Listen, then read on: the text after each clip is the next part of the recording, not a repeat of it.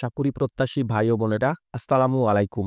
বাংলাদেশে ভারী শিল্প প্রস্তুত ও বিক্রয়কারী অত্যন্ত সুপরিচিত ও সুনামধন্য প্রতিষ্ঠান বিএসআরএম সম্প্রতি নতুন করে বিশাল একটি সার্কুলার প্রকাশ করেছে। সারা বাংলাদেশ থেকে আগ্রহী প্রার্থীরা এই সার্কুলারটিতে সম্পূর্ণ বিনা অভিজ্ঞতাতে আবেদন করতে পারবেন। পাশাপাশি যাদের অভিজ্ঞতা রয়েছে তারাও এই সার্কুলারটিতে আবেদন করতে পারবেন। তো আজকে আমি আপনাদের মাঝে উক্ত সার্কুলারটি সম্পর্কে বিস্তারিত তথ্য জানিয়ে দিব এবং সেই সঙ্গে দেখিয়ে দিব কিভাবে আপনারা এই সার্কুলারটিতে খুব সহজে আবেদন করতে পারবেন। আশা করি ভিডিওটি না টেনে শেষ পর্যন্ত দেখবেন। সেই সঙ্গে আপনি যদি আমার এই চ্যানেলে নতুন হয়ে থাকেন এবং এই ধরনের সার্কুলারগুলো নিয়মিত পেতে চান, তবে অবশ্যই আমার এই চ্যানেলটি সাবস্ক্রাইব করে দিবেন এবং পাশে থাকা বেল আইকনটি চেপে অল বাটনে প্রেস করে দেবেন। তো চলুন কথা না বাড়িয়ে পুরো সার্কুলারটি দেখে নেওয়া যাক। তো দেখতে পাচ্ছেন যে বিএসআরএম তারা সম্প্রতি যে সার্কুলারটি প্রকাশ করেছে বা আজকেই যেই নিয়োগ বিজ্ঞপ্তি বা সার্কুলারটি প্রকাশ করেছে, সেখানে তারা যে তথ্যটি এখানে উল্লেখ করেছে, সারা দেশে অবস্থিত আমাদের প্রতিষ্ঠানের জন্য নিম্নলিখিত পদে কিছু সংখ্যক দক্ষ সিকিউরিটি কর্মী খুঁজছে, যারা তাদের কর্মদক্ষতার মাধ্যমে প্রতিষ্ঠানের নিরাপত্তা বজায় রাখতে সক্ষম হবে। তো উপরে তারা যে বিষয়টি উল্লেখ করেছে, সরাসরি সাক্ষাৎকার ওয়াক ইন ইন্টারভিউ, অর্থাৎ এই সার্কুলারটির নিয়োগ প্রক্রিয়া সরাসরি সাক্ষাৎকারের মাধ্যমে অনুষ্ঠিত হবে। এই সার্কুলারটিতে আপনাকে পূর্বে থেকে বা আগে থেকে অনলাইনে, কুরিয়ারে, ডাকে অথবা অন্য কোনো মাধ্যমে কিন্তু আবেদন করতে হবে না। তাদের যে নির্ধারিত স্থান রয়েছে, সেই সকল নির্ধারিত স্থানে নির্ধারিত সময়ে নির্ধারিত তারিখে আপনারা উপস্থিত হবেন এবং এই সার্কুলারটির নিয়োগ প্রক্রিয়ায় আপনি অংশগ্রহণ করতে পারবেন। তো প্রথমেই যে পদটি রয়েছে ১ নম্বর, সেই পদটির নাম হচ্ছে সিকিউরিটি গার্ড এবং এই পদটিতে আবেদন করতে হলে আবেদনকারীর শিক্ষাগত যোগ্যতা ন্যূনতম নবম শ্রেণী পাস সহ এসএসসি পরীক্ষার রেজিস্ট্রেশন কার্ড থাকতে হবে। অর্থাৎ আপনি এসএসসি না পাস করলেও এই সার্কুলারটিতে আবেদন করতে পারবেন। আর যারা এসএসসি বা এইচএসসি পাস করে আবেদন করবেন, তারা অবশ্যই এখানে কিন্তু একটা অ্যাডভান্টেজ বা অগ্রাধিকার পাবেন। তবে আপনি এসএসসি না পাস করে থাকলেও হবে। শুধু আপনার এসএসসি পরীক্ষার রেজিস্ট্রেশন কার্ড থাকলেও আপনি এই সার্কুলারটিতে আবেদন করতে পারবেন। সমপদে কোনো বৃহৎ শিল্প প্রতিষ্ঠানে কর্মরত আনসার প্রশিক্ষণপ্রাপ্ত প্রার্থীদেরকে অগ্রাধিকার দেওয়া হবে। অর্থাৎ আপনি যদি পূর্বে সংশ্লিষ্ট কাজে সিকিউরিটি গার্ডের এ ধরনের কাজে যদি আপনার অভিজ্ঞতা থেকে থাকে আর আপনি যদি এই সার্কুলারটিতে আবেদন করে থাকেন, তাহলে অবশ্যই আপনি কিন্তু এখানে একটা অ্যাডভান্টেজ বা অগ্রাধিকার পাবেন। তবে আপনি সম্পূর্ণ বিনা অভিজ্ঞতাতে কিন্তু এই পদটিতে আবেদন করতে পারবেন। কোনো প্রকার আপনার অভিজ্ঞতা লাগবে না। আপনি সম্পূর্ণ ফ্রেশ প্রার্থী হয়ে থাকলে ওই সার্কুলারটিতে আবেদন করতে বা ১ নম্বর যে পদটি রয়েছে সেই পদটিতে আপনি আবেদন করতে পারবেন। এই পদটিতে আবেদন করতে হলে আবেদনকারীর বয়স সর্বোচ্চ ৩০ বছর হতে পারবে। ৩০ বছরের বেশি যদি আবেদনকারীর বয়স হয়ে থাকে, তাহলে এই সার্কুলারটিতে আবেদন করা যাবে না।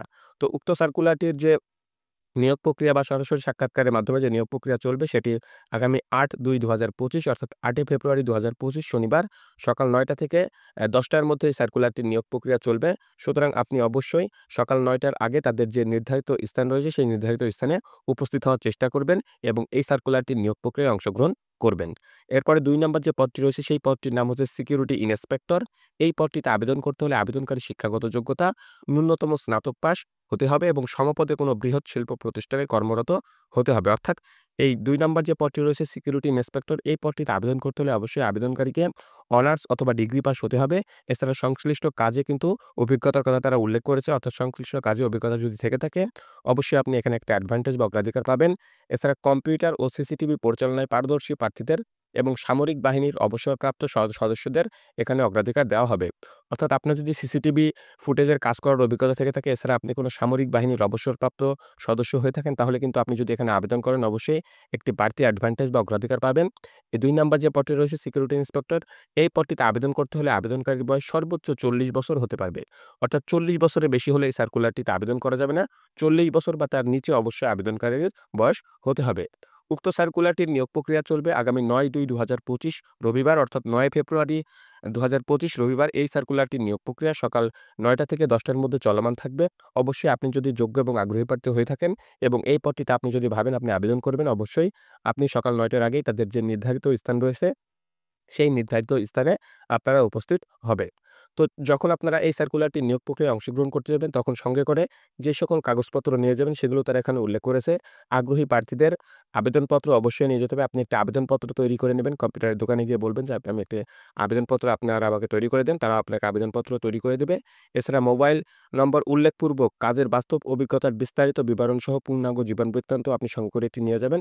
আপনার যদি পূর্বে কোনো কাজের অভিজ্ঞতা থেকে থাকে, সেই কাজের অভিজ্ঞতা এড করে আপনি আপনার একটি পূর্ণাঙ্গ জীবন বৃত্তান্ত নিয়ে যাবেন এবং সেই জীবন বৃত্তান্ত থাকতেন তো অবশ্যই কিন্তু আপনার মোবাইল নাম্বারটি আপনি স্পষ্টভাবে উল্লেখ করে দিবেন। ২ কপি পাসপোর্ট সাইজের রঙিন ছবি অবশ্যই সঙ্গে করে নিয়ে যাবেন। এছাড়া জাতীয় পরিচয়পত্র বা আপনার যে এনআইডি কার্ড রয়েছে, ভোটার আইডি কার্ড রয়েছে সেটির আপনি ফটোকপি অবশ্যই সঙ্গে করে নিয়ে যাবেন। শিক্ষাগত যোগ্যতা বা আপনার যে সার্টিফিকেটগুলো রয়েছে সেগুলোর অবশ্যই ফটোকপি সঙ্গে করে নিয়ে যাবেন। এখানে শিক্ষাগত যোগ্যতা সনদপত্র, ফটোকপি বা অরিজিনাল কপির কথা তারা উল্লেখ করে নাই। আপনি অরিজিনাল, ফটোকপি ২ টাই সঙ্গে করে নিয়ে যাবেন। যেটি তারা দেখতে চায় সেটি আপনি তাদেরকে দেখিয়ে দিবেন।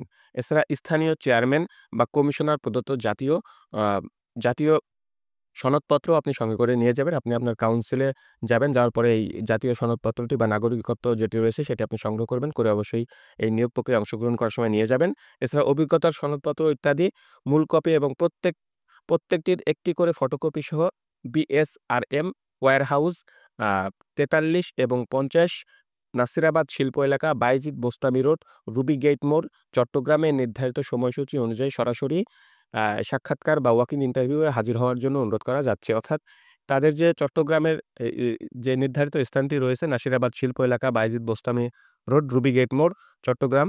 উল্লেখিত স্থানে আপনারা অবশ্যই এই সার্কুলারটিতে যারা অংশগ্রহণ করবেন বা এই সার্কুলারটি নিয়োগ প্রক্রিয়ায় যারা অংশগ্রহণ করবেন ভাবতেছেন তারা অবশ্যই এই উল্লেখিত স্থানে কিন্তু গিয়ে এই সার্কুলারটি নিয়োগ প্রক্রিয়ায় আপনাকে অংশগ্রহণ করতে হবে। এখানে বিশেষ দ্রব্যাংশের কথা তারা উল্লেখ করেছে। নির্বাচিত প্রার্থীদের আকর্ষণীয় বেতন ভাতা সহ উৎসব বোনাস, প্রভিডেন্ট ফান্ড এবং গ্র্যাচুইটি সুবিধা প্রদান করা হবে। তো আপনারা জানেন বিএসআরএম কিন্তু বাংলাদেশের একটি সুনামধন্য ভারী শিল্প প্রতিষ্ঠান। সুতরাং আপনি যদি এখানে নিয়োগপ্রাপ্ত হয়ে যান অবশ্যই আপনি বেতনের পাশাপাশি অন্যান্য সুযোগ সুবিধাগুলো পাবেন। সেটি তো বলার বাহুল্য রাখাই না।